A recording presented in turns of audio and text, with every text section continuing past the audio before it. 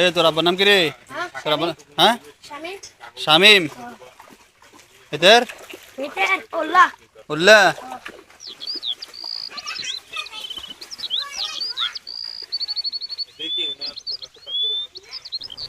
আসসালামু আলাইকুম সুপ্রিয় দর্শক, আপনারা দেখতেছেন কুমিল্লা জেলার মুরাদনগর থানার জাহাপুর ইউনিয়নের সাতমুরা গ্রামের সর্বশেষ বন্যার পরিস্থিতি। এখানে আমাদের চকের বাড়ি যে জমিগুলো আছে, এখানের ফসল দিয়া অত্র এলাকার চাহিদা মিটে। সমস্ত ফসলের জমি পানির নিচে, গুমতি এর পানি দ্বারা প্লাবিত। এখানে পানিতে মানুষ মাছ ধরার চেষ্টা করতেছে, মাছ পাইতেছে। ফসলি জমিগুলা পানির নিচে চলে গেছে। তো আসলে এই পানিগুলো আসে বন্যার কারণে। পানিগুলো আসে ভারত থেকে, ভারতের পানিগুলো এই গুমতির মাধ্যমে মেঘনাতে যেয়ে পড়ে। তো এই ভারতের কারণে আমাদের দেশ প্লাবিত হচ্ছে, এটা তার একটা প্রমাণ। এখানে আমাদের সাতমরা গ্রামবাসী রাস্তায় আপনাদের পানি দেখতেছেন, রাস্তা প্লাবিত। রাস্তার উপরে হাঁটু পানির উপরে, কোনো জায়গায় হাঁটু পানি নেছে, কোনো জায়গায় তারও বেশি কম পানি, কোনো জায়গায় রাস্তার উপরে। বাড়িঘর থেকে মানুষ বাইরে হতে পারতেছে না। সর্বশেষ অবস্থা আপনারা দেখতেছেন, সমস্ত ফসলি জমি পানির নিচে। আমাদের গ্রামের যে অবস্থা সর্বশেষ, মানুষ অনেক কষ্ট মেহনত করে তরি তরকারি এখানে ফলায়। এই তরি তরকারি দ্বারা তারা জীবিকা, তাদের সংসার চলে, তাদের জীবিকা নির্বাহ হয়। এই তরি তরকারিগুলো, ফসলি জমিগুলো পানির নিচে চলে গেছে। তো এটা অপূরণীয় একটা ক্ষতি, যা মাঝে মাঝে হয়, কিন্তু দীর্ঘদিন, গত বছরও পানি হয়েছিল, একটু আবার চলে গেছে। প্রতি বছরই গুমতির পানি দ্বারা বর্ষাকাল আসলে এই এলাকাগুলো প্লাবিত হয়। সমস্ত পানিটাই আপনার ইন্ডিয়া থেকে আসে।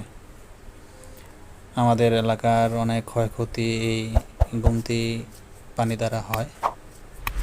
ইতিমধ্যে আপনারা দেখতেছেন একটা মসজিদ, যেটা আমাদের সাতমরার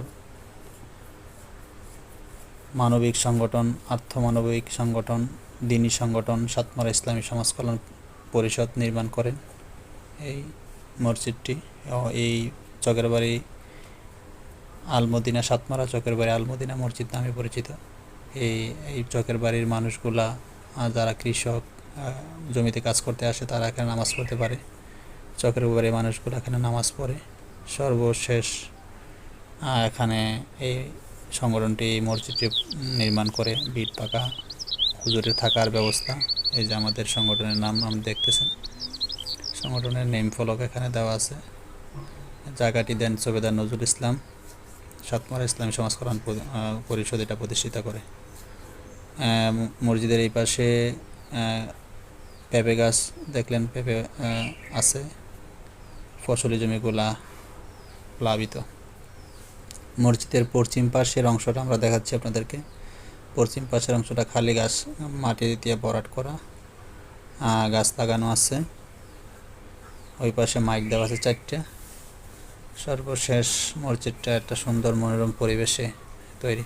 তো মসজিদের প্রায় চুই পানি, পানিতে প্লাবিত মসজিদ এলাকা, পুরা ফসলি জমি, এগুলো ফসলি জমি ছিল, সবগুলোই প্লাবিত।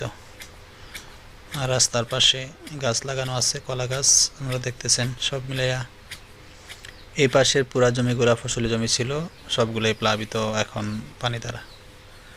আমরা দেখতেছেন এখানে গুমতির যে পানি, গুমতির পাশাপাশি এটা রাস্তার পাশে এই ফসলি জমিটা। দেন ধানগুলা প্রায় পাকনা, ধানগুলো একবার পানি নিচে চলে যাচ্ছে। পানি বাড়তেছেই, আরও বাড়বে, সকাল থেকে বাড়তেছে, আরও বাড়বে। তো ধানগুলো একবারই পানি নিচে চলে গেছে। তো আপনাদের সবার দোয়া চাই, দোয়া করবেন সাতমরার এই কৃষক ভাইদের জন্য, সাতমরা গ্রামবাসীর জন্য। বৃষ্টির দিন চলাফেরা খুবই কষ্ট হয়, হাঁটু পানির উপরে বাইঙ্গাই, রাস্তার উপরে। ওই দেখেন বাচ্চাগুলা কি আমাদের ওই ছোট সময় এরকম ছিল, খেলতেছে, ডুবাইতেছে পানির ভিতরে। একটা উৎসব মুখর একটা পরিবেশ, বাচ্চারা এটা এনজয় করে।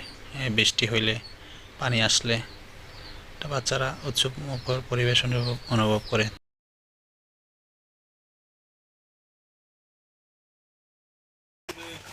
তোর আব্বার নাম কি রে? তোর আব্বার, হ্যাঁ, শামিম। এদের উল্লাহ। দোয়া করবেন আমাদের এই সাতমারা গ্রামের কৃষক ভাইদের জন্য, যাতে তারা এই ক্ষয়ক্ষতি কাটিয়ে উঠতে পারে দ্রুত। এবং সাতমারা গ্রামের যারা আছেন সবাই ভিডিওটা শেয়ার করবেন, সবাইকে দেখার সুযোগ করে দিবেন। আসসালামু আলাইকুম ওয়া রাহমাতুল্লাহ।